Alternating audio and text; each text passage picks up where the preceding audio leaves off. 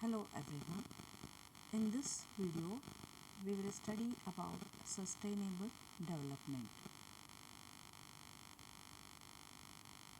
Sustainable development refers to a model of human development in which resource use aims to meet human needs while preserving the environment so that these needs can be met not only in the present but also for generations to come. Sustainable development is a way for people to use resources without the resources running out. It means doing development without damaging or affecting the environment. Sustainable development is a development that meets the needs of the present without compromising the ability of future generations to meet their own needs. It is the need of the present time not only for the survival of mankind but also for its future protection. Unlike the other great revolutions of human history, the Green Revolution and the Industrial Revolutions, the Sustainable Revolution will have to take place rapidly, consciously, and on many different levels and in many different spheres simultaneously. The aim of ecologically sustainable development is to maximize human well-being or quality of life without jeopardizing the life of support system. The measures for sustainable development may be different in developed and developing countries according to their level of technological and economic development.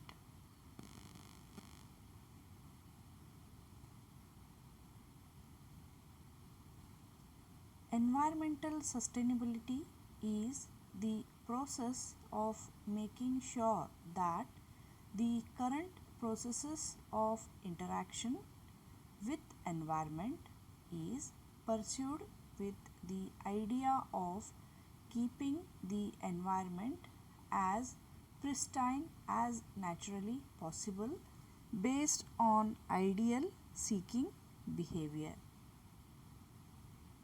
Developing countries like India can focus attention on the following measures. Ensure clean and hygienic living and working conditions for the people. Sponsor research on environmental issues pertaining to the region. Ensure safety against known and proven industrial hazards. Find economical methods for salvaging hazardous industrial wastes. Encourage afforestation.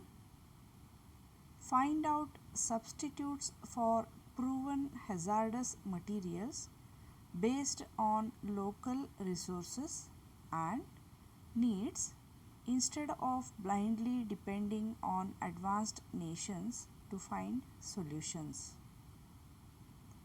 Ensuring environmental education as a part of school and college curriculum.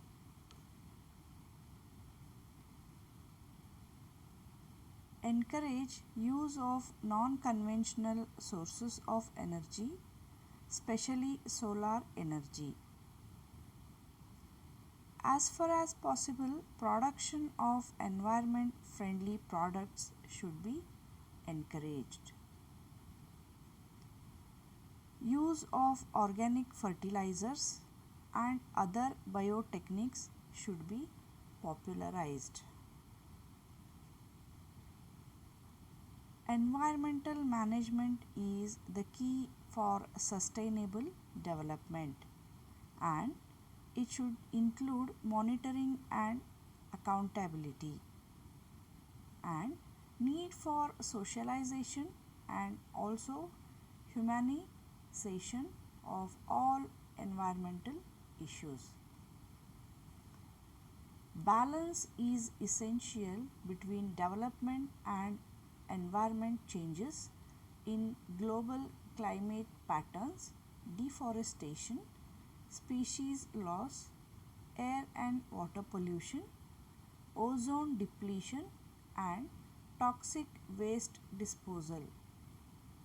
These all indicate the urgent need for sustainable practices.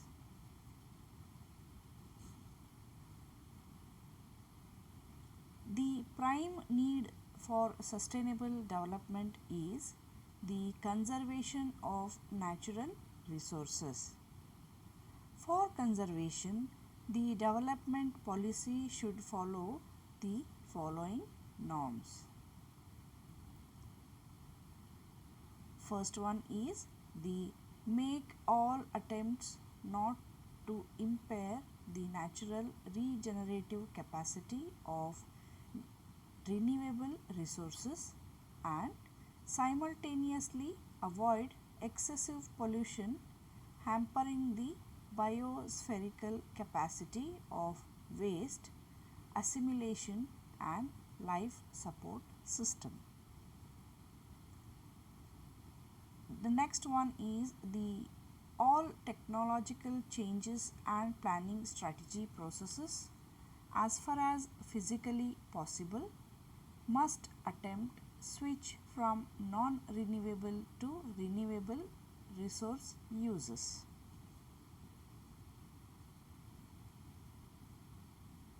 Formulate a phase out policy for the use of non-renewable resources in general. Thus, for a worldwide sustainable growth, there is need for efficient and effective management of available resources. In this field, the production of environment-friendly products is a positive step.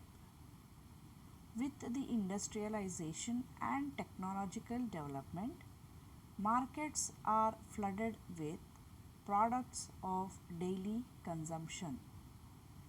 They could, however, be a source of danger to health and damage to our environment.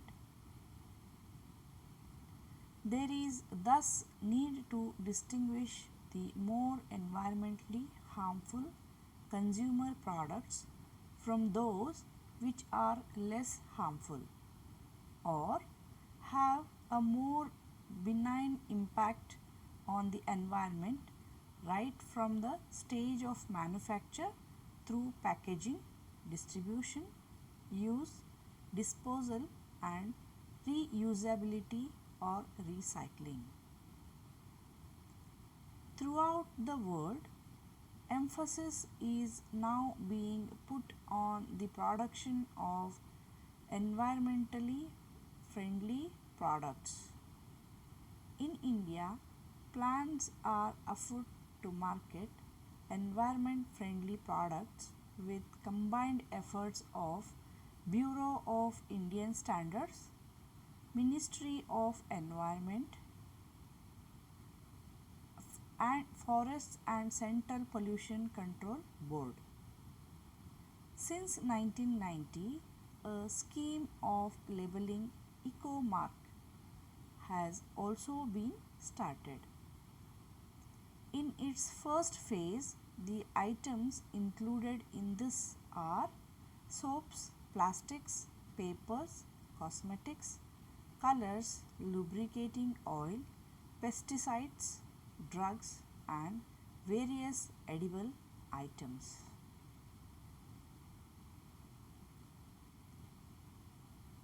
So, Let us see the objectives of the environment friendly products scheme. To provide an incentive for manufacturers and to reduce adverse environmental impact of their products. To reward genuine initiatives by companies to reduce adverse environmental impact of their products. To assist consumers to become responsible in their daily lives by providing them information to take account of environmental factors in their purchase decisions. To encourage citizens to purchase products which have less harmful environmental impact. To improve the quality of the environment and to encourage the sustainable management of resources. Not only in consumer goods production but in the field of energy production also, environment friendly techniques of power generation can be used. For example, in power production from coal, PFBC, that is pressurized fluidized bed combined cycle. It is a technique useful in which coal is burnt efficiently and cleanly in combined cycle plants. To cope up with increased demand of the basic requirement of life and the limited supply of the natural resources, along with consideration of environmental degradation and ecological balance, we need to emphasize on optimal management of land, water, minerals and other natural resources. There is also need to utilize the native wisdom of those people who live close to nature and earth for eco restoration along with development.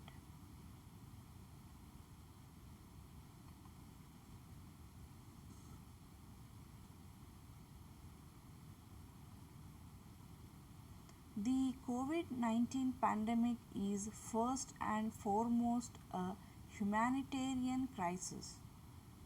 Efforts to contain the virus and support those directly impacted are of utmost importance. As, as leaders, it is also our responsibility to look ahead and assess how the pandemic and the global recovery from it will impact the future of sustainable development. Our views are shaped by IISD, that is International Institute for Sustainable Development, threefold mission to advance a stable climate, sustainable resource development and fair economics. From this perspective, three themes are emerging. One is resilience is essential. It has been heartbreaking to see lives risked due to global shortages of critical medical and safety equipment, including masks. The lack of planning and preparation for the outbreak has starkly demonstrated the importance of resilience, the ability for human systems to anticipate, cope, and adapt. Resilience is also critical to how the world responds to climate change, where further temperature increases are now nearly certain. Our communities and institutions must succeed in planning for and adapting to climate change or risk further heartbreak and tragedy. The next one is the stimulus must be sustainable. Governments around the world are racing to implement economic stimulus and support packages to keep individuals, businesses, and economies afloat. While supporting their urgent implementation, we must ensure that these measures pave the way to a more sustainable economy and do not lock us further into a high carbon future. Periods of high unemployment and low interest rates are the right time for new low carbon investments and infrastructure, including the kind required to support the transition to clean energy. Next one is the inequality is magnified, where the COVID-19 pandemic is an unprecedented global shock that magnifies the impact of inequality, hitting the poor the hardest. In developed countries, frontline workers in the service economy are among the most exposed to the virus and the least able to absorb its financial impact.